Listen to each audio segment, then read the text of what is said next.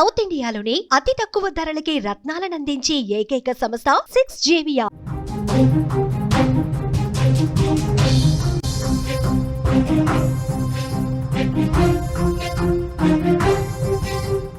Social media channels ని రద్దు చేయడంతో నేపాల్లో రక్తపాతం మొదలైంది. జెన్జెడ్ కిడ్స్ కాఠ్మండూలోని పార్లమెంటుని చుట్టుముట్టడంతో ఒక్కసారిగా ఉద్రిక్త పరిస్థితులు నెలకొన్నాయి. ప్రస్తుతానికి నేపాల్ అల్లకల్లోలంగా కనిపిస్తుంది. వేలాది మంది, లక్షలాది మంది నేపాల్లోని అనేక పట్టణ ప్రాంతాల్లో ఆందోళనలు, రాస్తారోకోలు, నిరసనలు, నినాదాలు చేస్తున్నారు. జెన్జెడ్ కిడ్స్ ఈ ఉద్యమాన్ని ముందుండి నడిపిస్తున్నారు. పార్లమెంటు ముట్టడికి ఉదయం భారీ ఎత్తున వేలాది మంది తరలి వచ్చారు కాఠ్మండూలో. ఆ వేలాది మందిని అదుపు చేయలేక పోలీసులు కాల్పులు జరిపారు. ఈ కాల్పుల్లో 9 మంది చనిపోయారు, 100 మంది గాయపడ్డట్టుగా సమాచారం అందుతుంది. మీరు విజువల్స్లో చూస్తున్నారు. నేపాల్లో సోషల్ మీడియా బ్యాన్కు వ్యతిరేకంగా అక్కడి యువత జెన్జెడ్ కిడ్స్ రోడ్లపైకి వచ్చిన దృశ్యాల్ని, ఇటు ప్రధానమంత్రి కేపీ శర్మ ఇంటి ముందు భారీ భద్రతా వలయాన్ని, ఒక్కసారిగా ఇటు కేపీ శర్మ ఇంటిని ముట్టడించారు, అటు పార్లమెంటుని ముట్టడించారు. దీంతో కాఠ్మండు అంతా రక్తసిక్తంగా ఉద్రిక్త భరిత వాతావరణంలో స్పష్టంగా కనిపిస్తుంది. అత్యంత మూర్ఖమైన నిర్ణయం సోషల్ మీడియాని బ్యాన్ చేయడం అంటూ ప్రజలు ఆందోళన చేస్తున్నారు. అవినీతి మరకల నుంచి తప్పించుకోవడానికి నేపాల్ ప్రభుత్వంలోని మంత్రులు, ప్రభుత్వంలోని పెద్దలంతా సోషల్ మీడియా పైన పగ తీర్చుకుంటున్నారంటూ ఈ ఆందోళనలో నిరసనకారులు నినాదాలు చేస్తున్నారు. భారీ ఎత్తున బ్యానర్లు కట్టారు. ప్రతి పట్టణంలో, కాఠ్మండు సహా చాలా పట్టణాలు, నేపాల్ దేశంలోని చాలా పట్టణాల్లో ఈ ఉద్యమం ఉద్రిక్త భరిత వాతావరణంలో కనిపిస్తుంది. నేపాల్లో సెప్టెంబర్ 4వ తేదీ నుంచి నేపాల్లో సోషల్ మీడియా పూర్తిగా బ్యాన్ అయింది. నేపాల్లో యూట్యూబ్ పనిచేయట్లేదు, నేపాల్లో వాట్సాప్ పనిచేయట్లేదు, నేపాల్లో ఫేస్బుక్ పనిచేయట్లేదు, నేపాల్లో లింక్డ్ఇన్ పనిచేయట్లేదు, నేపాల్లో ఇన్స్టాగ్రామ్ పనిచేయట్లేదు. ప్రతి ఒక్కరి స్నాప్చాట్, ఇలా దాదాపు 26 సోషల్ మీడియా ఛానళ్ళు నేపాల్లో ప్రస్తుతం బ్యాన్లో ఉన్నాయి. ఈ ఛానల్స్ని, సోషల్ మీడియా నెట్వర్క్లని అందించకూడదంటూ ఇంటర్నెట్ ప్రొవైడర్స్కి ప్రభుత్వం ఆదేశాలు జారీ చేసింది. సెప్టెంబర్ 4వ తేదీ నుంచి ఇండియన్ టైమింగ్స్ ప్రకారం, భారత క్యాలెండర్ ప్రకారం 2025 సెప్టెంబర్ 4వ తేదీ నుంచి, అంటే నేపాల్ క్యాలెండర్ ప్రకారం 2087 సెప్టెంబర్ 4వ తేదీ నుంచి అక్కడ సోషల్ మీడియా పూర్తిగా రద్దయింది, బ్యాన్లో ఉంది. అక్కడ జనాల నినాదాలు ఒక్కసారి వినండి. నేపాల్లో పరిస్థితులు ఎలా ఉన్నాయో మీకే అర్థమవుతుంది.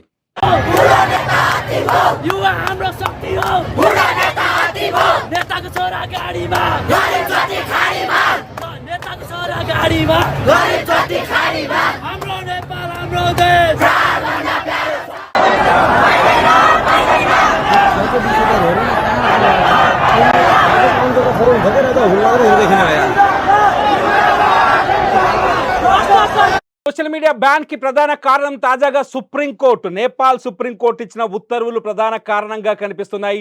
సోషల్ మీడియాలో అన్వాంటెడ్ కంటెంట్ని కంట్రోల్ చేయడం కోసం నేపాల్ మంత్రివర్గం కొద్ది రోజుల క్రితం ఒక నోటిఫికేషన్ విడుదల చేసింది. నేపాల్ క్యాలెండర్ ప్రకారం 2082 మే 9వ తేదీన ఒక నోటిఫికేషన్ విడుదల చేసింది. ఒక నిర్ణయం తీసుకుంది నేపాల్ మంత్రివర్గం. ఆ నిర్ణయానుసారం 2082 మే 12వ తేదీన, 82 అంటే నేపాల్ మనకంటే 57 సంవత్సరాల ముందున్న ఒక క్యాలెండర్ని ఫాలో అవుతుంది. అక్కడి ప్రజలు, ప్రభుత్వం అందరూ ఇదే క్యాలెండర్ని ఫాలో చేస్తారు. కాబట్టి మనకంటే 57 సంవత్సరాలని అదనంగా యాడ్ చేసి మనం మాట్లాడాలి. Nepal calendar different. ఈ లెక్కన 2025 మే 9వ తేదీన ఇండియన్ క్యాలెండర్ ప్రకారం ఆ తేదీన మంత్రివర్గం తీసుకున్న ఒక నిర్ణయం పైన నేపాల్లో ప్రజలు సుప్రీంకోర్టుకు వెళ్ళారు.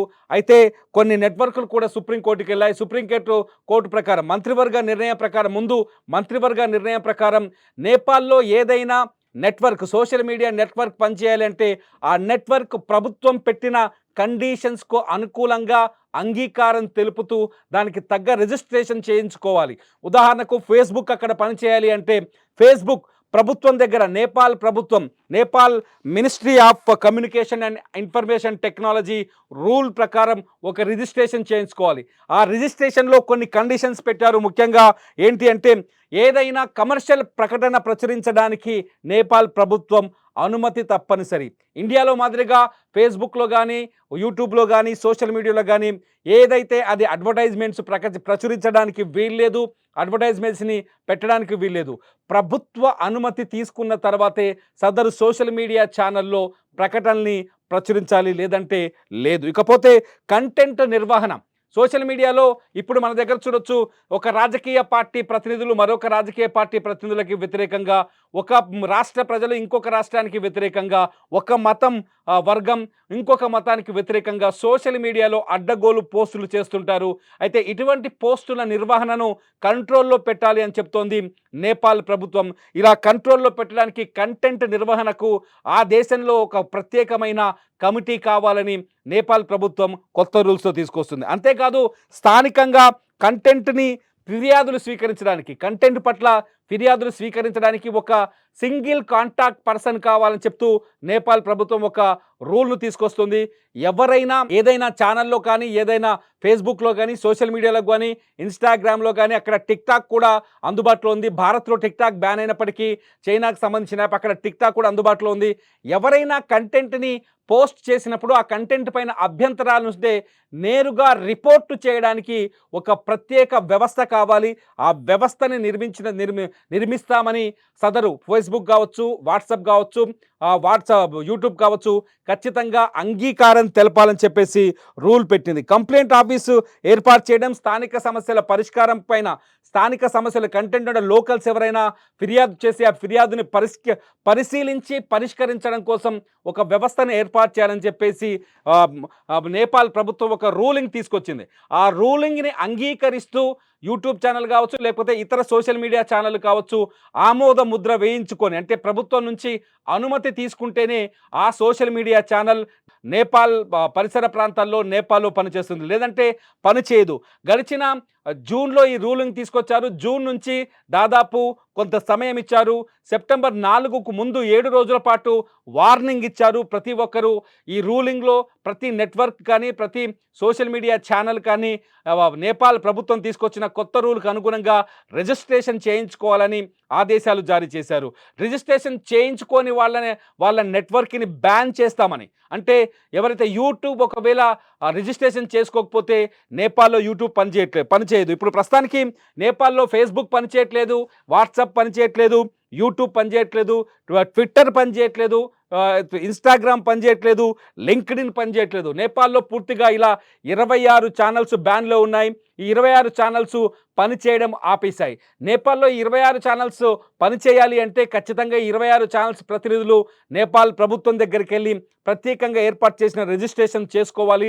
రిజిస్ట్రేషన్ చేసుకున్న తర్వాతే ఈ 26 నెట్వర్క్లు నేపాల్లో అందుబాటులోకి వస్తాయి.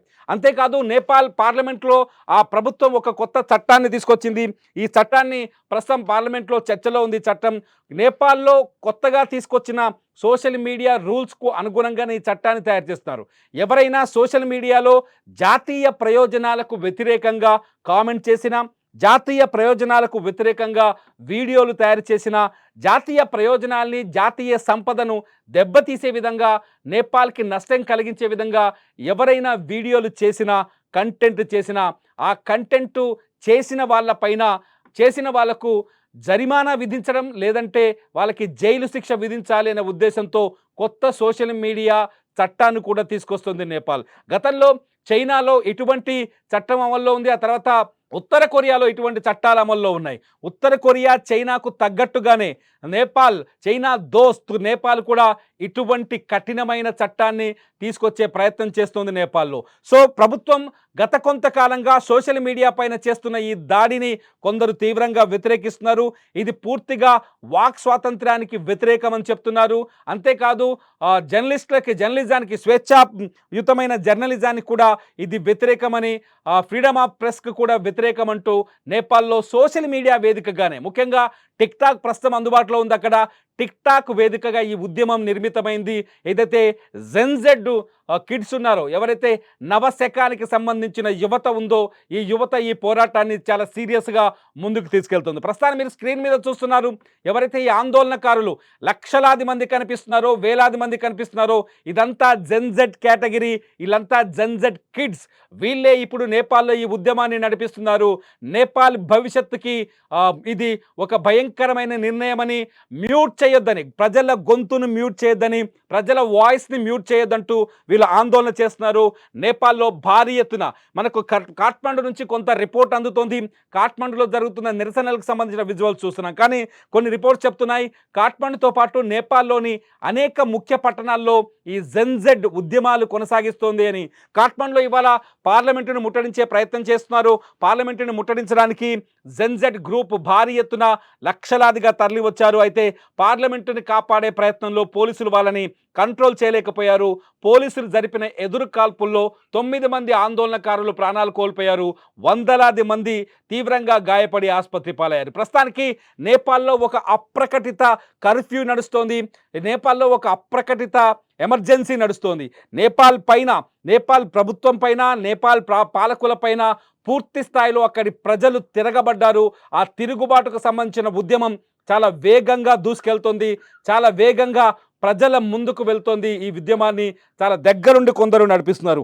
ఇటు వాక్ స్వాతంత్రానికి వ్యతిరేకం కావచ్చు, సోషల్ మీడియా బ్యాన్ కావచ్చు, పూర్తిగా ఎందుకు చేస్తున్నారని ప్రశ్నిస్తున్నారు ఇక్కడ జెన్జెడ్. ఎందుకంటే గతంలో నేపాల్కి అతిపెద్ద సమస్య భూకంపాలు.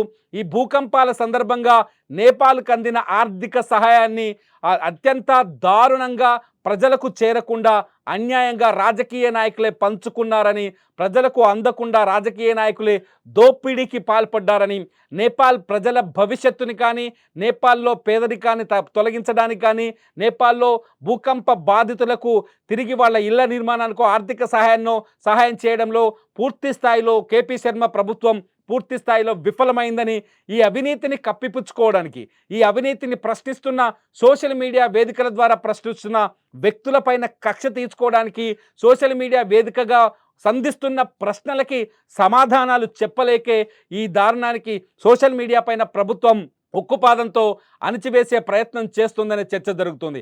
సోషల్ మీడియాని కంట్రోల్లో పెట్టుకుంటే తమ పరిపాలన ఏ విధంగానైనా కొనసాగించవచ్చు.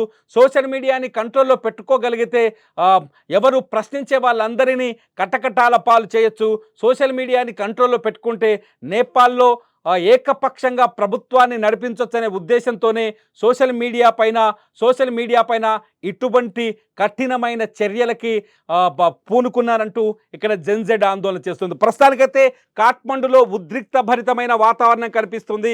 కాఠ్మండులో తీవ్రమైన నిరసనల మధ్య అక్కడ ఎమర్జెన్సీని ప్రకటించారు. పోలీసులు రోడ్లపైకి రాకుండా, అంతేకాకుండా నేపాల్లో మిలిటరీని కూడా మోహరించారు. ముఖ్యమైన పట్టణాల్లో ఆందోళనలు జరగకుండా ఎప్పటికప్పుడు వాచింగ్ చేస్తున్నారు. ఊహించని విధంగా వైరల్గా మారింది ఉద్యమం. ప్రస్తుతం నేపాల్ అంతా అల్లకల్లోలంగా కనిపిస్తోంది.